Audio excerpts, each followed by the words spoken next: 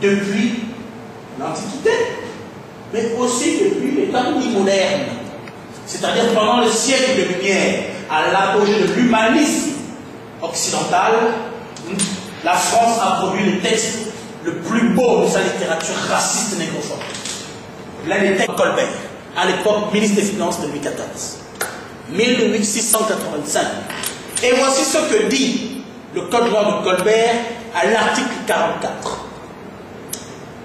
Déclarons les esclaves être meubles et comme tels entrer en la communauté.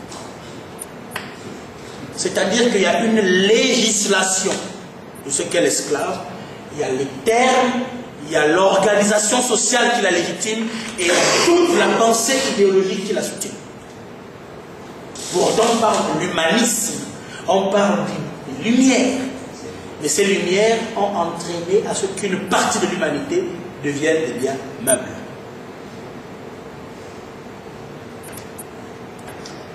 Conséquences de l'esclavage, les conséquences plutôt de cette structuration, l'esclavage existe à l'époque antique. En effet, il est mentionné dans le Code d'Hammurabi.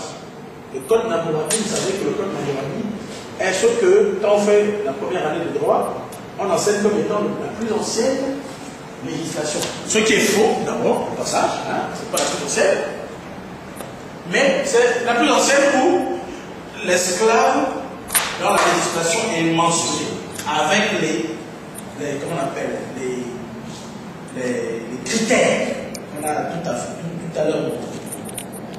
Et dans d'autres écrits analysés comme des transcriptions d'histoire orale, dans la Torah, en effet, la Bible et le Coran, on parle explicitement de l'esclave, de la condition de l'esclave, de ce qu'on peut faire à l'esclave. Et les conditionnalités, l'esclave est bien meuble, on le vend, on l'achète. L'esclave, on lui donne un nom qui n'est pas issu de sa tradition, la preuve, on lui donne un nom qui n'est pas, si c'est l'esclave qu'on a pris au Mali, on lui donne un nom arabe. C'est bien vu, donc c'est pas issu de sa tradition. On peut le tuer, on peut faire ce qu'on en veut. Dans la Torah, c'est pareil. Abraham lui-même dit il a acquis des personnes à plus d'argent. L'exemple typique de la vie de Joseph qui a été vendu à prix d'argent. Bien. Les critères de propriété liés à l'esclavage impliquent un certain niveau d'organisation de société, ce qui rend inexistant l'esclavage pour les temps préhistoriques. Mais toutes les preuves ont été démontrées que l'esclavage n'a jamais existé dans ce qu'on appelle l'Égypte antique, malgré les monuments colossaux. Donc, les déductions uniquement basées sur l'ampleur impressionnante de certains vestiges tels les pyramides, les monuments et les digues restent des conjectures. Il n'y a aucune trace d'esclavage ni dans l'Égypte, ni dans le Soudan, et par extension dans l'Afrique noire, d'un point de vue endogène. Ça veut dire que les Africains sont devenus des esclavagistes par contamination culturelle. Vous comprenez? Parce que rien d'inhérent à l'endogénéité africaine, c'est-à-dire qu'Afrique, ne donne la trace de l'esclavage. Depuis l'Antiquité, c'est-à-dire depuis l'Égypte antique, depuis le Soudan antique. Rien du tout. Et encore moins dans la préhistoire. Donc l'esclavage est une culture ou un ensemble d'éléments culturels qui nous viennent d'ailleurs. Ainsi, l'esclavage est la réduction d'une personne à un état de privation de toute liberté. Celle-ci, alors, de la liberté, c'est des libertés sociales, de liberté les plus fondamentales. L'esclave est exclu de la société tout en étant, dans la société esclavagiste, un élément.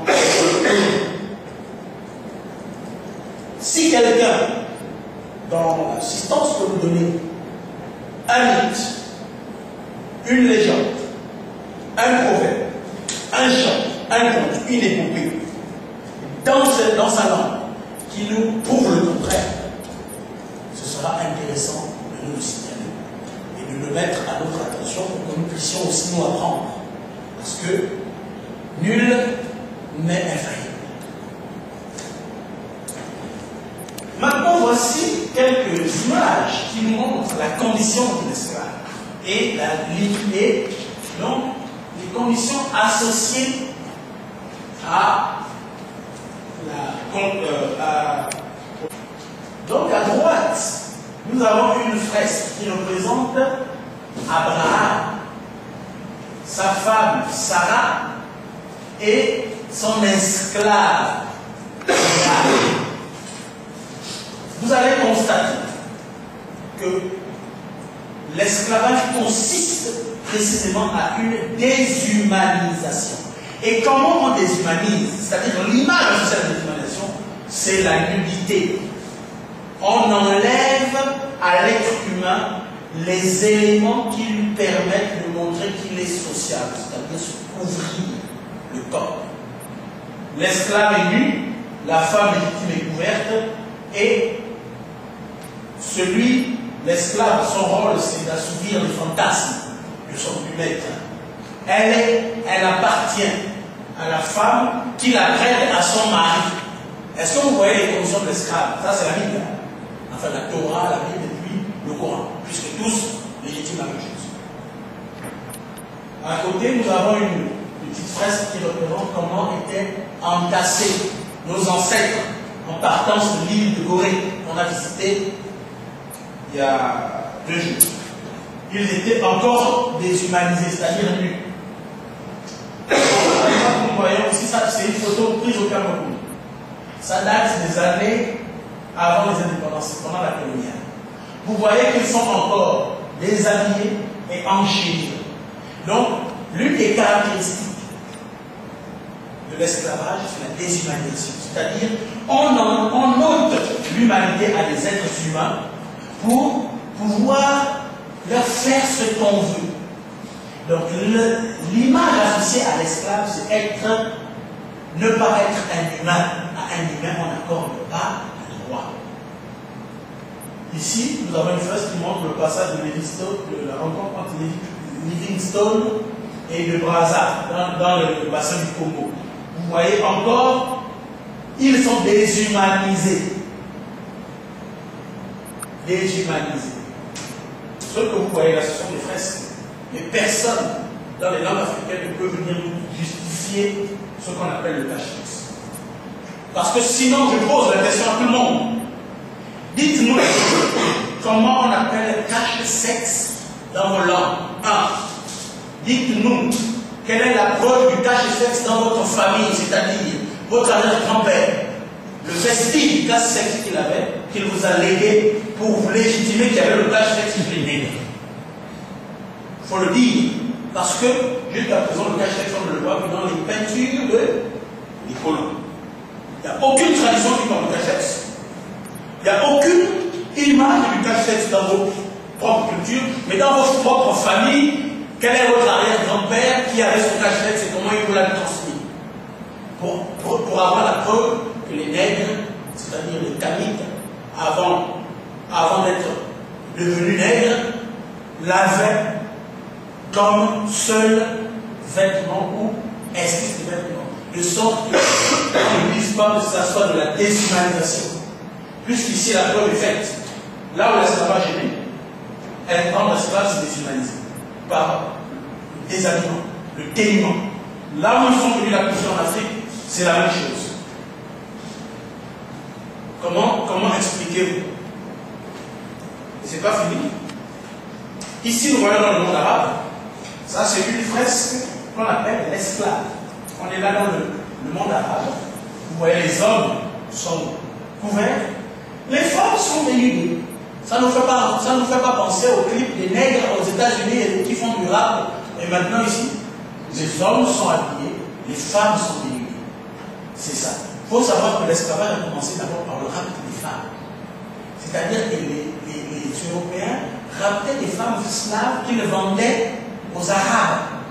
Parce que les Arabes étaient friands de femmes blanches, de harem. Vous comprenez? Donc, je veux dire, c'est des femmes blanches, elles ne sont pas arabes. Mais c'est dans les marchés arabes d'esclaves. Elles sont dénudées.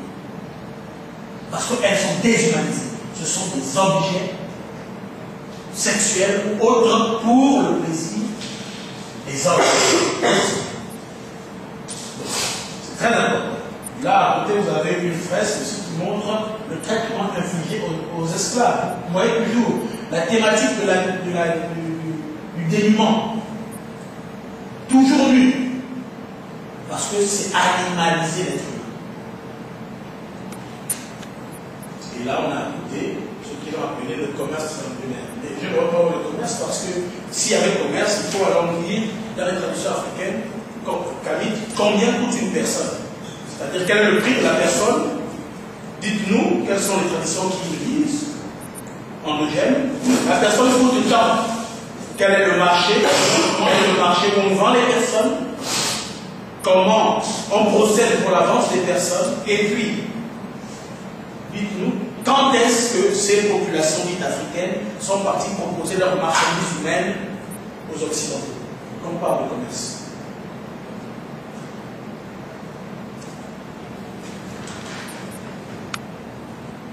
Notre terminologie maintenant que nous allons mettre en expo, ensuite qui pourra discuter, c'est le terme colonisé.